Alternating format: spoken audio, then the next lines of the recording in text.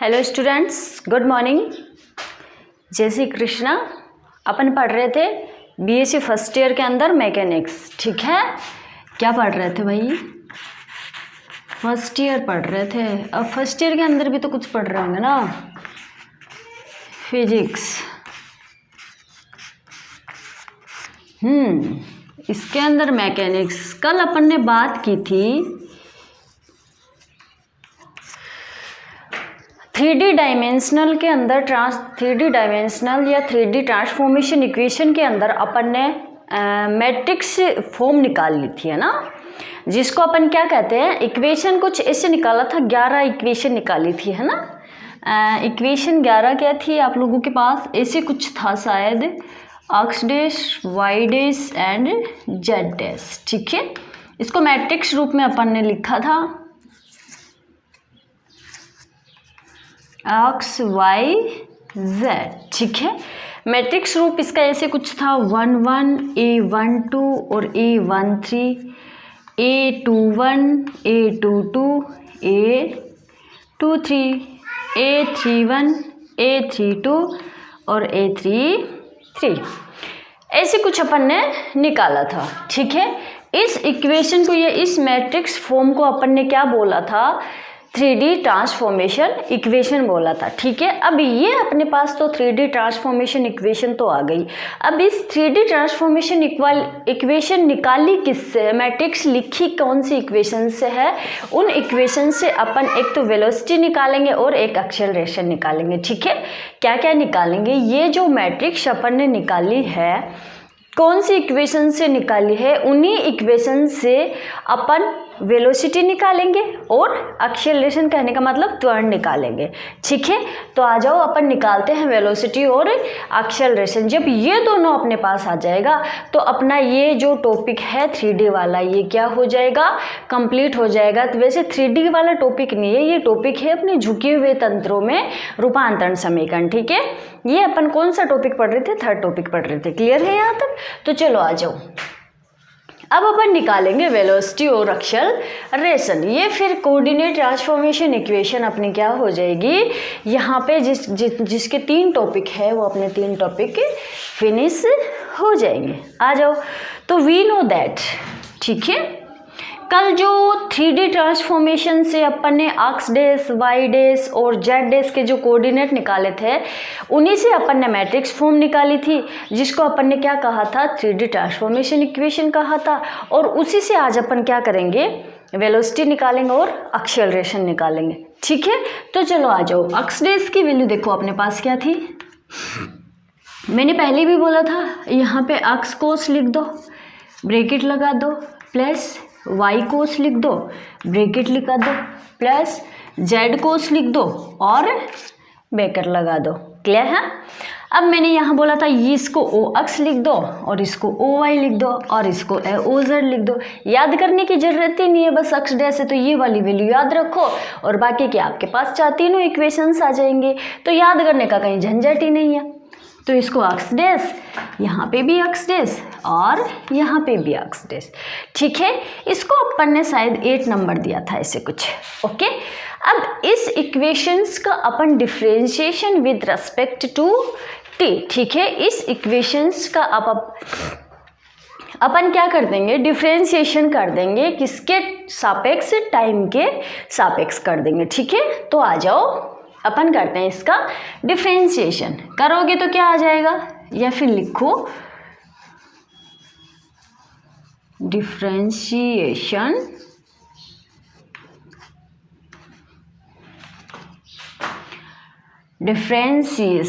With respect to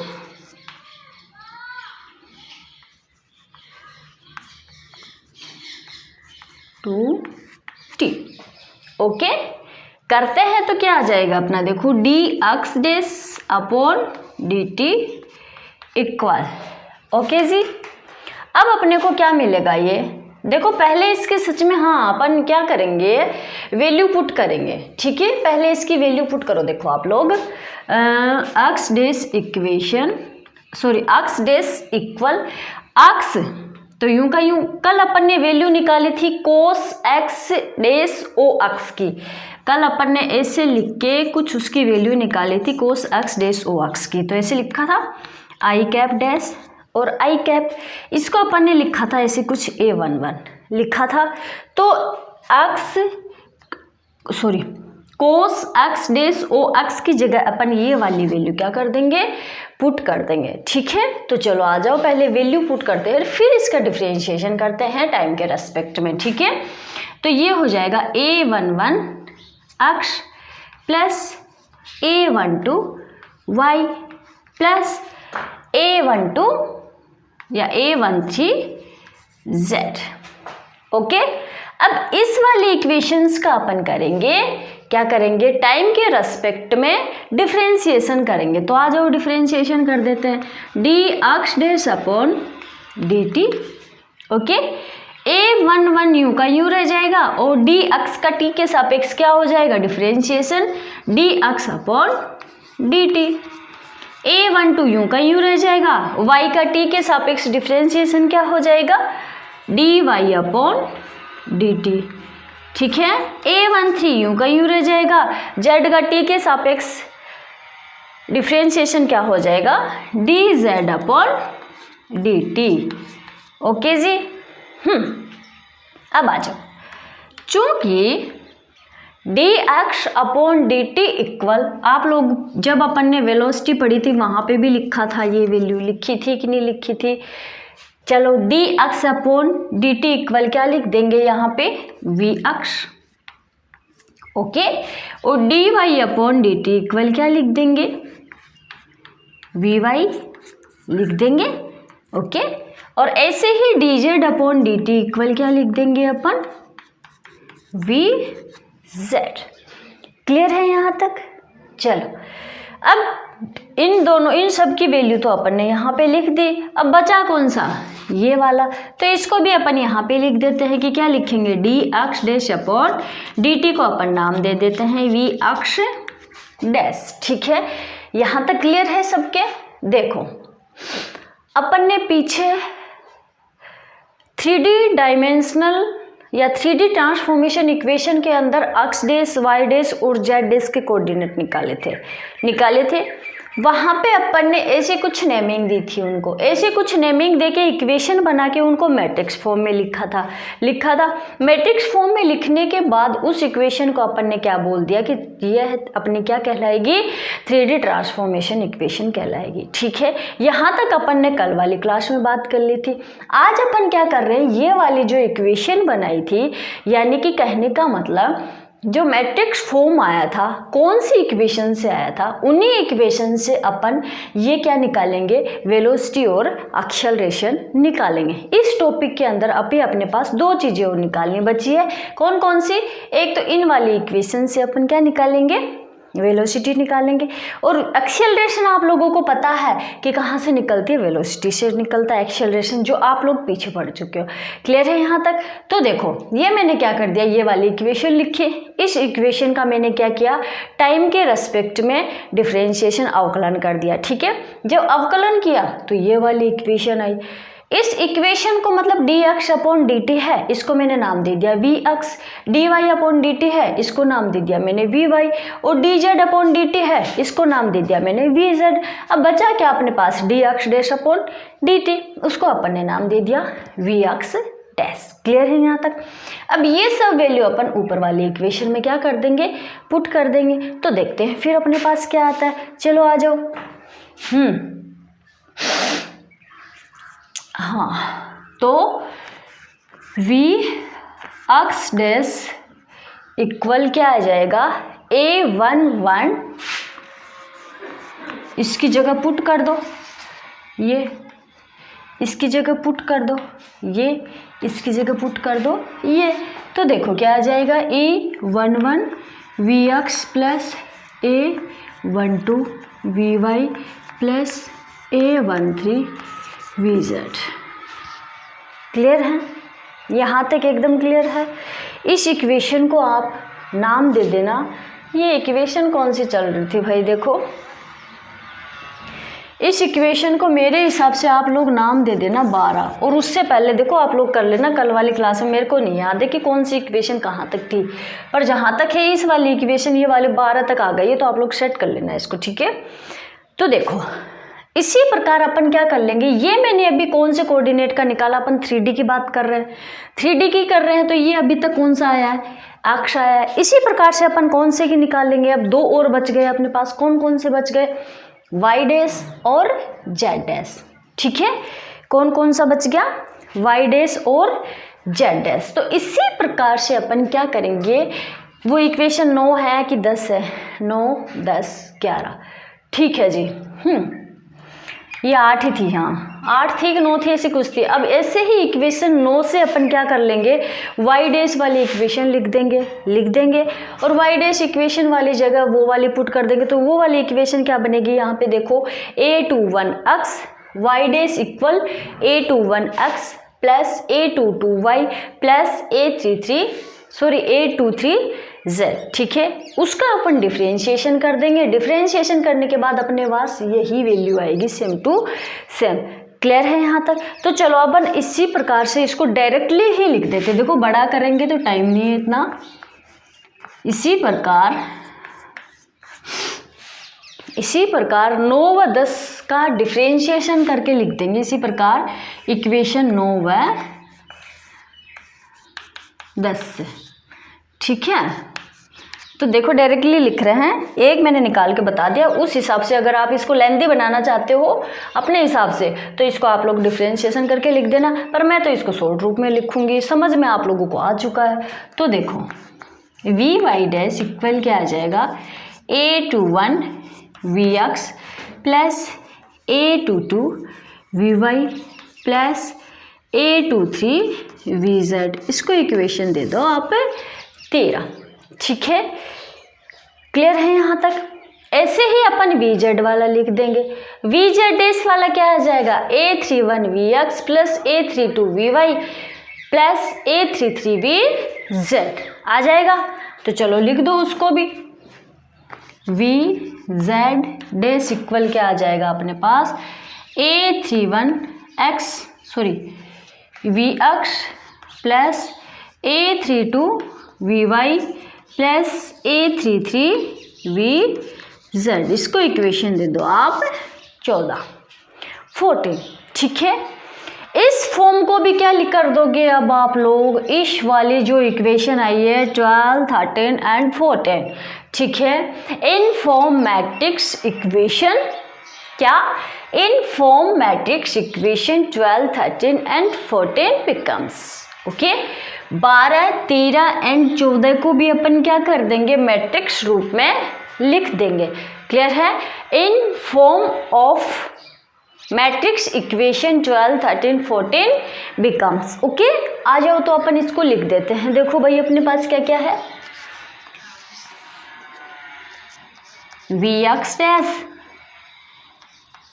vy dash and vz dash, okay जी। यहाँ पे क्या है अपने पास, vx, vy और vz, ठीक है। अब बीच में क्या बच गया भाई अपने पास, आ जाओ। वो ही a11, a12, a13, a21, a22, a23, a31, a32, a33। Equation बोल दो इसको 15, ठीक है। ये मैट्रिक्स जो है v अक्ष को v अक्ष डैश में परिवर्तित कर देती है। ये जो इक्वेशन है,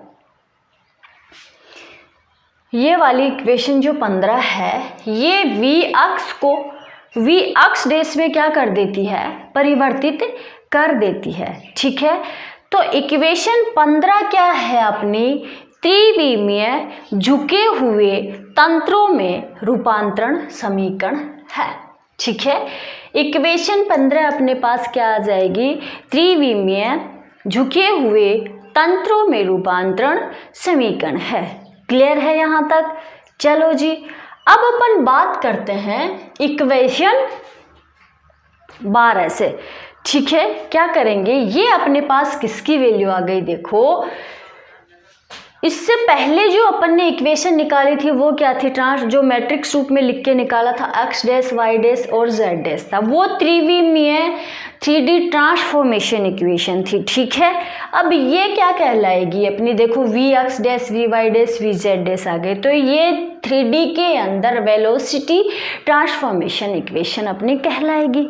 ठीक है, क्या कहलाएगी, देखो यहाँ पे v x dash we Y dash v Z dash v x v y v z, कहने का मतलब क्या है कि देखो अपने वेलोसिटी वाली इक्वेशन 3D वाली, 3D की बात कर रहे हैं, तो तीनों एक्सिस की अपने को निकालना पड़ेगा।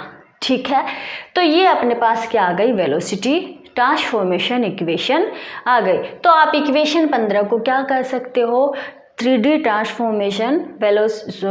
वेलोसिटी ट्रांसफॉर्मेशन इक्वेशन कह सकते हो। क्लियर है। अब देखो, अब अपने पास एक चीज और बच गई निकालनी, क्या, एक्सेलरेशन, त्वरण इक्वेशन और निकालेंगे अपन। देखो अब वो कहाँ से निकालेंगे, ये वी एक्स वेलोसिटी अपन ने कहाँ से निकाली, तो जो पीछे अपन ने x dash y dash z dash के कोऑर्डिनेट निकाले थे वहाँ से अपन वेलोसिटी निकाली है। अब इन वेलोसिटी वाली इक्वेशन से अपन क्या निकाल लेंगे, त्वरण निकाल लेंगे अपना। तो देखो कैसे निकालते हैं, जैसे अपन ने x axis y dash axis z dash axis का डिफरेंशिएशन किया था, वैसे ही अपन इन जो वेलोसिटी की जो 3 इक्वेशंस आई है अपने पास, V x dash we Y dash और वी जेड डैश, तो एक्सेलरेशन कैसे निकालेंगे, इन तीनों का डिफरेंशिएशन कर देंगे टाइम के रेस्पेक्ट में। ठीक है, क्या कर देंगे, इन तीनों का डिफरेंशिएशन कर देंगे टाइम के रेस्पेक्ट में। तो आ जाओ भाई अपने पास इक्वेशन 12 लिखो, या फ्रॉम इक्वेशन 12। ठीक है, तो इक्वेशन 12 क्या है अपने पास, V x dash equal a11 we x plus a12 we Y plus a13 we Z. ठीक है, ये अपनी इक्वेशन 12 है। चलो हटा दो भाई इसको यहाँ से। अब इस इक्वेशन 12 का अपन क्या करेंगे, अगर अपने को त्वरण चाहिए तो इसका टाइम के रेस्पेक्ट में अपन क्या कर देंगे, अवकलन कर देंगे, डिफरेंशिएशन कर देंगे। तो चलो आ जाओ डिफरेंशिएशन करते हैं इसका, d we x dash upon D t, a11 यूँ का यूँ रह जाएगा और वी एक्स का हो जाएगा d we x upon D t, plus a12 यूँ का यूँ रह जाएगा और ये हो जाएगा d v y upon D t, plus a13 यूँ का यूँ रह जाएगा d v z upon D t. Clear है यहाँ तक। अब आप लोग पीछे 2 कंडीशन के या फिर 2 अपन ने जो हेडिंग डाली थी उनके भी आप लोग एक्सेलरेशन निकाल चुके हो, तो देखो वहाँ पे भी आपने कुछ इस तरीके से माना होगा। चलो छोड़ो इसको फिर। अब मुझे एक बात बताओ, ये अपन बात कर रहे हैं, मानो तंत्र S, frame of reference S, अपने पास एक इनर्शियल तंत्र है। क्या है, फ्रेम S अपने पास एक इनर्शियल फ्रेम ऑफ रेफरेंस है। ठीक है, जड़त्व निर्देश तंत्र है। कौन सा तंत्र, S एक जड़त्व निर्देश तंत्र है। क्या है, frame S A inertial frame of reference. Okay, अब मुझे ये बताओ, अगर S तंत्र जो है वो जड़त्व तंत्र है और उसमें बिंदु P पर कोई बल नहीं लग रहा है, क्या, अगर तंत्र S अपने पास एक इनर्शियल फ्रेम ऑफ रेफरेंस है तो उसमें जो अपन ने ऐसे कुछ एक पॉइंट P माना था ना, जो इसके coordinate x y z, x dash y dash z dash, ऐसे कुछ माना था, तो इस बिंदु P पर कोई फोर्स नहीं लग रहा। ठीक है, कोई फोर्स नहीं लग रहा, तो नहीं लगेगा तो मुझे ये बताओ, या तंत्र S में त्वरण क्या होगा। अरे जब भाई फोर्स लग ही नहीं रहा है, इसके ऊपर कोई बल लग ही नहीं रहा है, तो यहाँ पे एक्सेलरेशन क्या हो जाएगा, ज़ीरो, क्या हो जाएगा, ज़ीरो हो जाएगा। ठीक है, यहाँ पे फोर्स नहीं लग रहा है पॉइंट P के ऊपर, तो फ्रेम ऑफ रेफरेंस S के अंदर एक्सेलरेशन क्या होगा, शून्य होगा। ठीक है, अब अगर फ्रेम ऑफ रेफरेंस S के अंदर पॉइंट P पर फोर्स नहीं लग रहा है, एक्सेलरेशन शून्य है, तो क्या frame of reference S dash के पॉइंट P के ऊपर कोई फोर्स लगेगा, लगेगा क्या, नहीं लगेगा। क्यों, क्योंकि इन दोनों का पॉइंट तो सेम ही है ना, अपन ने थीटा कोण पर ही तो झुकाया था इसको, कोई पोजीशन वेक्टर नहीं माना था, नहीं माना था, पोजीशन वेक्टर नहीं मानते तो फोर्स वाला नहीं हुआ। तो देखो यहाँ पे कोई फोर्स नहीं लगेगा, ना तो फ्रेम ऑफ रेफरेंस S के अंदर लगेगा, ना frame of reference S dash के अंदर लगेगा। क्लियर है यहाँ तक, किसी को कोई डाउट नहीं होना चाहिए। देखो ठीक है, तो देखो जी, आ जाओ, अगर एक्सेलरेशन यहाँ पे नहीं लग रहा है तो अपन क्या कह देंगे, तंत्र S या फ्रेम S में त्वरण क्या होगा, तंत्र S में त्वरण शून्य होगा। ठीक है, फ्रेम S में एक्सेलरेशन क्या होगा, शून्य होगा। तो क्या अपन इन सब को जीरो बराबर मान सकते हैं, क्या मान सकते हैं ना। तो देखो कैसे कर देंगे अपन इसको, dv x upon dt equal zero और dv y upon dt equal zero, dv z upon dt equal क्या आ जाएगा, ज़ीरो।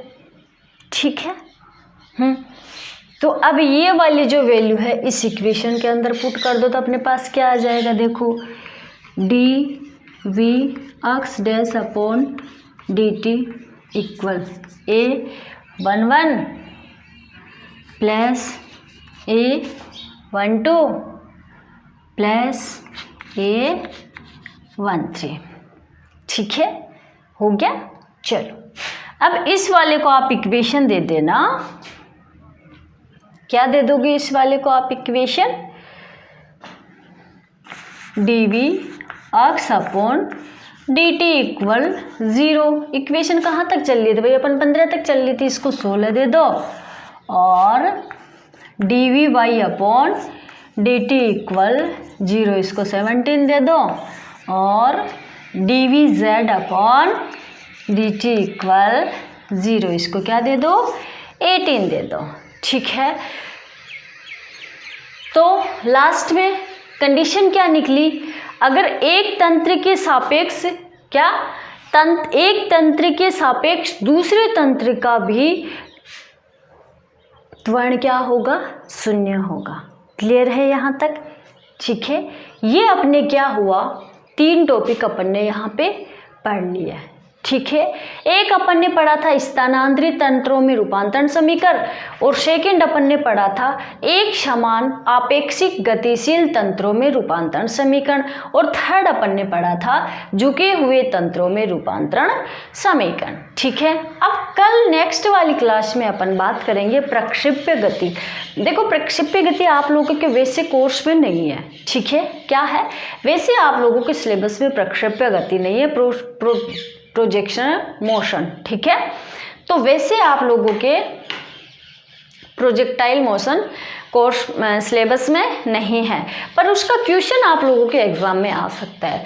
तो अपन उस वाले का डेरिवेशन को ना पढ़ के अपन किसकी बात करेंगे, देखो उसका एक क्वेश्चन की बात करेंगे। ठीक है, 1 या 2 क्वेश्चन कर लेंगे, उसके हिसाब से आप लोगों को वो समझ में आ जाएगी। डेरिवेशन उसका नहीं पढ़ेंगे, अपन क्या करेंगे, क्वेश्चन सॉल्व करेंगे न्यूमेरिकल। ठीक है, ओके, थैंक यू।